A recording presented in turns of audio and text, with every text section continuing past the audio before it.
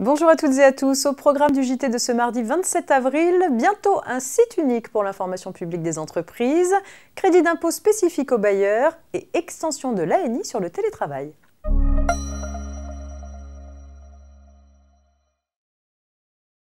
Dans le cadre de la simplification des démarches administratives des entreprises, l'exécutif annonce la création d'un site unique de référence pour une information et un accompagnement de l'environnement administratif numérique des entreprises.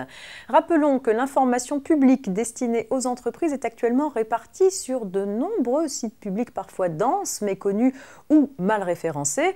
Pour y remédier, l'objectif est donc de créer avant la fin de l'année 2021 un site unique qui concentrera l'information et l'orientation des entreprises. Simple et ergonomique, l'outil serait basé sur une expérience utilisateur la plus personnalisée possible pour être au plus près des besoins concrets des entreprises.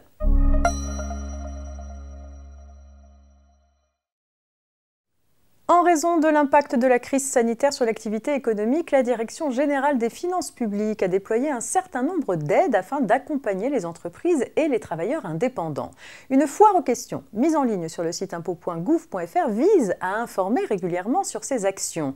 Celle-ci a été mise à jour afin d'intégrer les nouveautés déclaratives relatives au crédit d'impôt spécifique aux bailleurs qui ont accepté un abandon de loyer au profit d'une entreprise.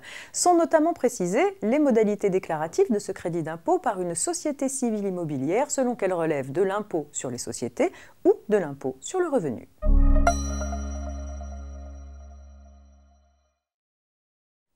Le 26 novembre 2020, les partenaires sociaux ont conclu un accord national interprofessionnel pour une mise en œuvre réussie du télétravail. Un arrêté du ministère du Travail ayant étendu cette ANI, celui-ci est obligatoire pour tous les employeurs relevant d'un secteur professionnel représenté par les organisations patronales signataires, à savoir le MEDEF, la CPME et l'U2P.